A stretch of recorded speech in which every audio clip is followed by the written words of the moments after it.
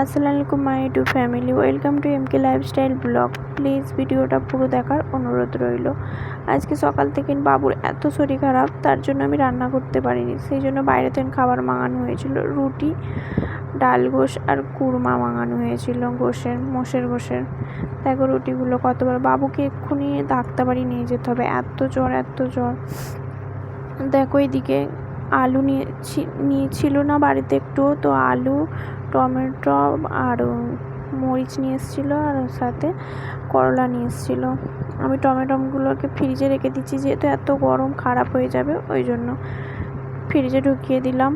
এখানে বাবু খেলা করছে কিছু, দেখো কত কাপড় ধুয়েছি। বাবুর এত শরীর খারাপ, সারাদিন খালি বমি করছে।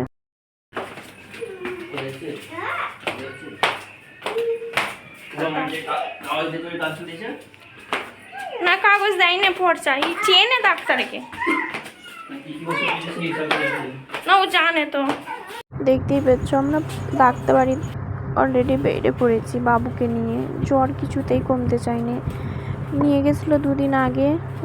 তো জ্বর যতক্ষণ ওষুধ খাওয়াচ্ছি ততক্ষণ জ্বর কমছে, আবার জ্বর ফের চলে আসছে।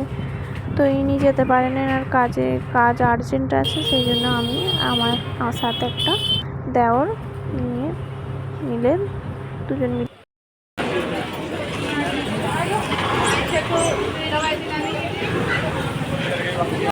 ডাক্তার দেখানো হয়ে গেছে, আমাদের ওষুধ দিয়েছে আর কিছু ওষুধ লিখে দিয়েছে বাইরে থেকে কেনার নিয়ে। তো যদি জ্বরটা না ভালো হয় তাহলে বলেছে অবশ্যই ব্লাড টেস্ট করতে হবে।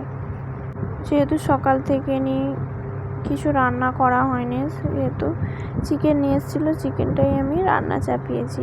পরিমাণ মতন তেল দিয়ে দিয়েছি, পেঁয়াজ কেটে নিয়েছিলাম, পেঁয়াজ আর গরম মশলা, গোটা গরম মশলা, জিরে দিয়ে ওটাই নাড়ছি। তোমরা সবাই দোয়া করো আমার বাবুর জন্য, যেহেতু বাবুর জন্য তাড়াতাড়ি সুস্থ হয়ে ওঠে।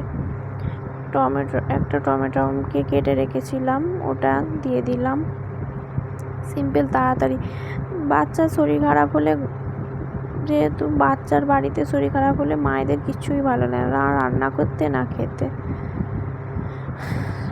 দোয়া করো তোমরা সবাই, আর অবশ্যই চ্যানেলটা সাবস্ক্রাইব করে লাইক, কমেন্ট, শেয়ার করে দিও প্লিজ।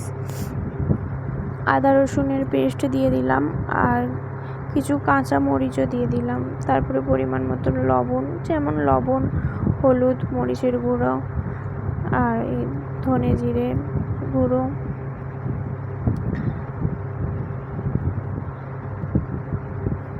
দেখা যাক, যদি একান্ত জ্বরটা না ভালো হয় তাহলে ব্লাড টেস্ট করতে হবে, যেহেতু অতিরিক্ত জ্বর। থার্মোমিটারতে জ্বরটা চেক করলো 106 জ্বর। দেখো মশলাটা এইদিকে আমি কষিয়ে নিয়েছি, কষাবার পরে চিকেন দিয়ে দিলাম, দিয়ে কষিয়ে নেবো কিছুক্ষণ, যতক্ষণ না তেলটা ছেড়ে আসে মশলাটা থেকে।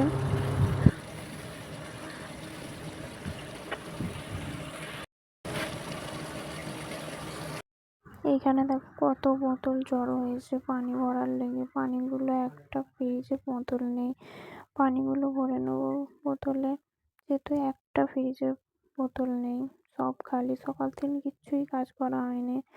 বাচ্চাটা এত বমি করছে, কাপড় ফাপড় ধোয়া আর ধোয়া। ওইদিকে দেখো ভাত চাপিয়ে দিয়েছি, ভাত হচ্ছে, এদিকে ফ্রিজে আমি বোতলগুলো ভরে বোতলগুলোকেই ঢুকিয়ে দেবো ফ্রিজে, যেহেতু পানিগুলো ঠান্ডা হয়ে যাওয়ার লেগে। ফলগুলোও দেখে নিচ্ছিলাম কোনগুলো ভালো আছে, কোনগুলো খারাপ হয়ে এসছে, সেগুলো আলাদা করে দিলাম।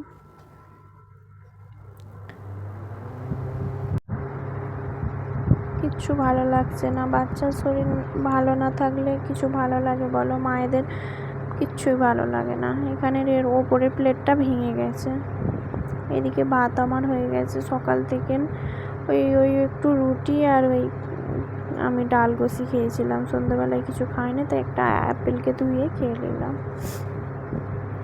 এদিকে দেখো গরম ভাত, আর এদিকে চিকেন আলু। আমার চিকেন খাবো না আমি, আমার লেগে একটা ডিম ভেজে নেবো, ডিম দিয়ে ভাত খেয়ে নেবো, কারণ আমার চিকেন ভালো লাগছে না। দেখো আমি আমার ডিম ভাজছি, এদিকে এরা চা খাবে এদের লেগে। আর ঘরটা দেখছো কত কি অবস্থা, ওর বাবা বলছে যাই করছে ওকে করতে দাও, যা অবস্থা করছে। তারপরে আমি ঘরগুলো সব সাফ সাফাই করলাম, করে আমি আমার ডিনারটা নিয়ে নিলাম। ওরা চা খেচ্ছে যেহেতু আমি আমার ভাত খেয়ে নিলাম, ওরা এখন ভাত খাবে না।